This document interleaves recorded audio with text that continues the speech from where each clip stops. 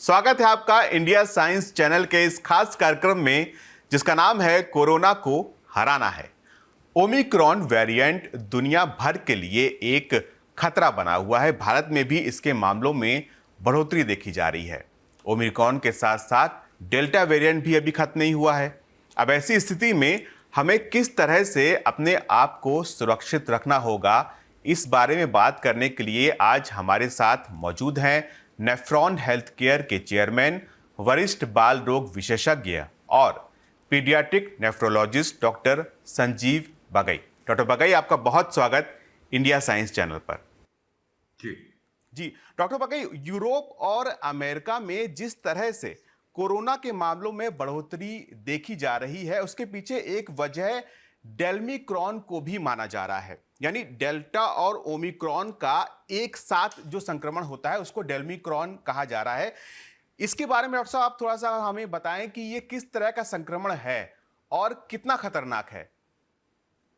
जो ये मिक्स्ड या कॉम्बिनेशन इन्फेक्शन है बहुत रेयर है।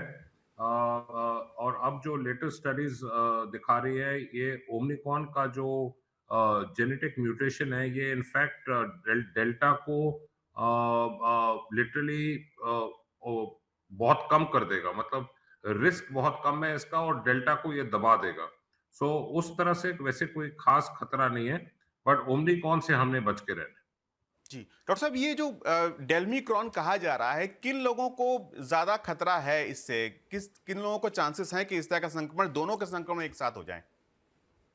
जी, जो ज़्यादातर इसमें रिस्क का जो फैक्टर है, immuno compromise, elderly, partially vaccinated, unvaccinated, या जिसको बहुत ज़्यादा वायरल लोड हो in in lot of exposure type, तो वो स्पेसिफिक कैटेगरीज होती है। बट जैसे मैंने कहा, अभी जो लेटेस्ट लिटरेचर है, इसका इतना ज़्यादा ड्यूल इन्फेक्शन का इतना ज़्यादा खतरा नहीं है।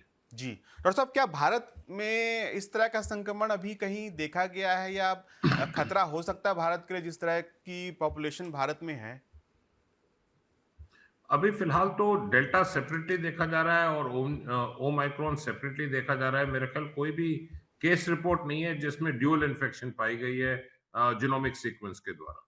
जी डॉक्टर साहब, 10 जनवरी से भारत में जो फ्रंटलाइन वर्कर्स हैं और 60 साल के ऊपर के जो कोमॉर्बिड लोग हैं, उनको प्रिकॉशन डोज देना शुरू कर दिया जाएगा।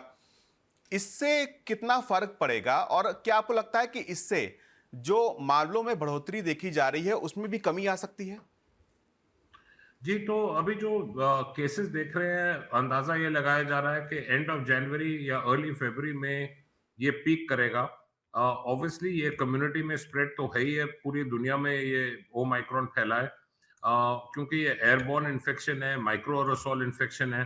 पर जो अभी जो फिलहाल हम जीनोमिक सीक्वेंसिंग कर रहे हैं, मेरे ख्याल 300-400 केसेस ही हैं, और अगर अभी नियंत्रण किया जाए, कंट्रोल किया जाए, तो ये फैलने से काफ़ी हद तक हम बच सकते हैं। जी डॉक्टर साहब, बच्चों के वैक्सीनेशन को लेकर लंबे समय से लोग इंतजार कर रहे थे, अब उसकी भी शुरुआत हो रही है। क्या ओमिक्रॉन वेरिएंट से बच्चों को भी उतना ही खतरा है जितना बड़ों को, या फिर बच्चे वयस्क लोगों के मुकाबले में थोड़े ज्यादा सुरक्षित हैं?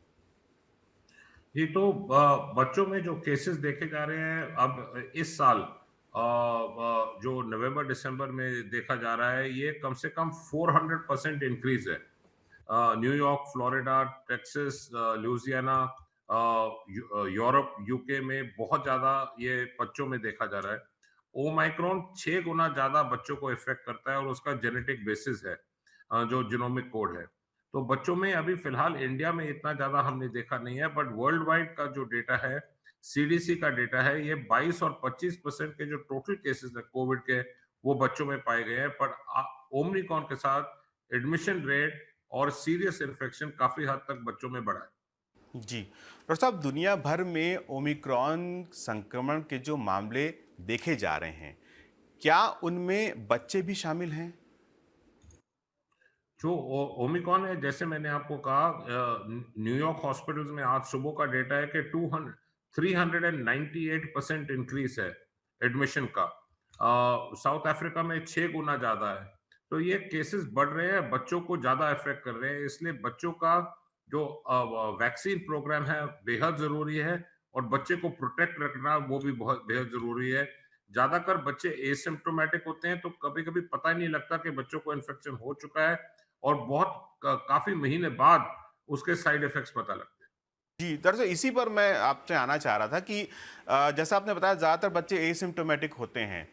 पहचानें कैसे बच्चों में लक्षण किस तरह से होते हैं? क्या कोई ऐसा संकेत है जिससे इनिशियली पता चल सके कि ये ओमिक्रॉन का संक्रमण हो सकता है ताकि लोग टेस्ट कराएँ जा कर के? बच्चों में ज़्यादातर रेस्पिरेटरी इन्फेक्शन सबसे ज़्यादा होती है। तो पहले 2 दिन या 3 दिन जो कोविड का जो पिक्चर है और इंडीड अभी जो ओमाइक्रॉन का जो पिक्चर है, बाकी वायरल इन्फेक्शंस के बिल्कुल सिमिलर होता है। बट इसमें ये देखा गया है कि फटीग, हेडेक, नौसिया, वॉमिटिंग ज़्यादा होता है। बच्चों में ज़्यादा लॉस ऑफ स्मेल नहीं हुई है ओमाइक्रॉन के साथ, जैसे पहले डेल्टा के साथ हुई थी। बट इनिशियल 1-2 दिन प्रेजेंटेशन जैसे बाकी वायरल इन्फेक्शंस होते हैं, वैसे का वैसे ही होता है।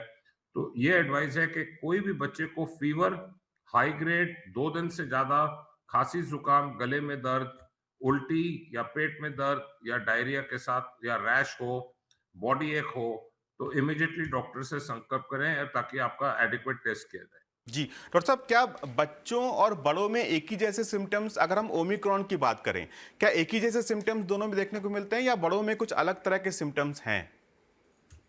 मेरे ख्याल बच्चों में ज़्यादातर अब जो देखा गया है कि गैस्ट्रोएंटेराइनल सिम्पटम्स ज़्यादा देखे गए हैं। रैश, स्किन के जो लीजन्स हैं वो ज़्यादा हैं। इतना ज़्यादा सोर थ्रोट या खाँसी या ब्रेथलेसनेस जैसे एडल्ट्स में होता है वो नहीं है। And plus loss of smell जैसे पहले था वो नहीं है। डॉक्टर साहब अभी 15 से 18 साल के बच्चों को ही वैक्सीन देने की शुरुआत हो रही है। तो जो 15 साल से कम उम्र के बच्चे हैं, इनके लिए अभी कुछ खास सावधानी बरतनी चाहिए माता-पिता को? मेरे ख्याल 15 और 18 साल के बीच में जैसे आपका एलिजिबिलिटी हो और आपके डेट आए वैक्सीन के बुकिंग हो, इमीडिएटली जाके कराना चाहिए और डबल वैक्सीनेट कराना चाहिए बच्चों को इमीडिएटली। बट सबसे महत्वपूर्ण है बच्चों को समझाना कि N95 मास्क बेहद ज़रूरी है। जी, डॉक्टर साहब मास्क को लेकर के अगर हम थोड़ी-सी बात करें बच्चों को मास्क पहनाना खासकर छोटे बच्चों को कि स्कूल्स भी अब खुले हैं, तो उस को लेकर के किस तरह से पेरेंट्स को आगे आना चाहिए और किस तरह से मास्क को लेकर के बच्चों को ब्रीफ करना चाहिए? ये मास्क 2 या 3 साल के उम्र से ज़्यादा बच्चों को काफ़ी आराम से पहनाए जा सकते हैं एंड बच्चे काफ़ी अच्छा अडैप्ट कर गए हैं इसको। और 15 और 18 साल के बच्चे एडोलेसेंट तो आराम से पहन सकते हैं। क्योंकि ये हाईली ट्रांसमिसेबल है, डेल्टा से ज़्यादा स्प्रेड होता है और स्पेशली अपर एयरवे में स्प्रेड ज़्यादा होता है, 70 times more as compared to delta जो अपर ब्रोंकस में। तो इसलिए N95 मास्क मतलब हाई एंड स्पेसिफिकेशन मास्क ज़रूरी है, वेल फिटिंग मास्क ज़रूरी है और नाक और मुँह दोनों कवर होने चाहिए। जी, डॉक्टर साहब और इसके अलावा बच्चों की इम्यूनिटी को लेकर के बहुत ज़्यादा बात होती है। क्या अपनी तरफ से कुछ हम लोग कर सकते हैं, खासकर जो पेरेंट्स हैं, ताकि बच्चों की इम्यूनिटी मजबूत हो और अगर वो मान लीजिए इन्फेक्शन में या वायरस के संपर्क में आते भी हैं, तो बहुत ज़्यादा नुकसान ना हो? जी, तो बच्चे की स्पेसिफिकली इम्यूनिटी के लिए कोई करने की खास ज़रूरत नहीं है। ऐसे कोई मल्टीविटामिन या टॉनिक या कोई सप्लीमेंट ना काम करते हैं, ना कभी काम करेंगे। नॉर्मल जो घर का डाइट है बैलेंस्ड न्यूट्रिशन देना चाहिए। बाहर का खाना या फास्ट फूड अवॉइड करना चाहिए। खाली एक चीज़ का ध्यान रखना है कि जो आपका रूटीन इम्यूनाइज़ेशन है, वो कंटिन्यू रहना चाहिए और इन्फ्लुएंज़ा का वैक्सीन बच्चों का ज़रूर लगाएँ, क्योंकि जो इन्फ्लुएंज़ा का जो प्रेज़ेंटेशन है और कोविड का प्रेजेंटेशन है लगभग सिमिलर है, ताकि हम अपने लंग्स को इन्फ्लुएंजा से तो बचाएं। जी, डॉक्टर साहब ये तो बात होगी प्रिकॉशन की। अ, अगर मान लीजिए किसी बच्चे को हो ही जाता है संक्रमण, उस स्थिति में क्या ऑप्शंस अवेलेबल हैं? क्या अस्पताल लेकर जाने की ज़रूरत पड़ेगी या घर पर इलाज से ठीक हो जाएँगे बच्चे? खासकर ओमिक्रॉन वेरिएंट की अगर हम बात करें तो। तो ज्यादातर एडल्ट्स में भी और बच्चों में भी दोनों मेजॉरिटी ऑफ केसेस 90 या 92% ऑफ केसेस माइल्ड होते हैं, ट्रांजिएंट होते हैं और 5-7 दिन में जो सिम्टम्स हैं वो खत्म हो जाते हैं। तो बच्चों में ये एडवाइस है कि खाली अगर कोई सीरियस हो, मल्टी ऑर्गन हो, ज्यादा उल्टी हो, डिहाइड्रेशन हो या बच्चे का सैचुरेशन फॉल करे या ब्रेथलेसनेस हो या और कोई सिम्टम हो जैसे लगातार डायरिया हो या बच्चा इनफ पेशाब ना करे, तब बच्चे को हॉस्पिटल ले जाने की जरूरत है। अदरवाइज बच्चों को स्ट्रिक्ट आइसोलेशन घर में कम से कम 7 और 10 दिन के बीच में 2 कोविड टेस्ट करानी चाहिए बच्चों को at the end of 7 days and 10 days, और तब बच्चों को बाहर निकाला जाए।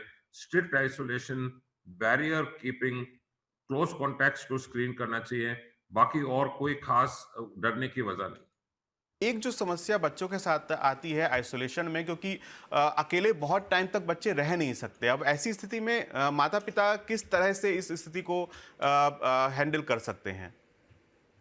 तो सबसे ज़रूरी जो माँ होती है, मदर का प्रेज़ेंस बच्चे के साथ ज़रूरी रहता है, स्पेशली जो छोटे इन्फेंट्स या 5 साल, 7 साल से कम हो बच्चे, और उनको खाली एक ही ध्यान रखना है कि वो भी जब कमरे में जाएँ, मास्क पहने, और जो बच्चे का खाना और बाकी चीज़ें हैं, उसमें बिल्कुल प्रिकॉशन रखें। डॉक्टर साहब, अब सबसे अहम बात है कि जो ये भीड़ जगह-जगह जमा हो रही है, इसको लेकर के बहुत सी बातें हो रही हैं। ऐसी स्थिति में क्या करना चाहिए हमें? जो ज़्यादा क्राउडेड प्लेसेस हैं, weddings, festivities, poorly ventilated places, जो बहुत क्लस्टर के केसेस हैं, उनको अवॉइड करना चाहिए। जी, डॉक्टर साहब, बहुत-बहुत धन्यवाद हमारे साथ बात करने के लिए थैंक यू, और थैंक इतनी यू, उपयोगी जानकारी हमारे साथ साझा करने के लिए। तो कोरोना को हराना है कि आज के एपिसोड में इतना ही। अगले हफ्ते हम फिर हाजिर होंगे। तब तक आप कोविड अनुरूप व्यवहार का पालन करते रहिए, वैक्सीन लगवाइए और विज्ञान से जुड़े रोचक कार्यक्रमों और विश्वसनीय जानकारियों के लिए देखते रहिए इंडिया साइंस चैनल। नमस्कार।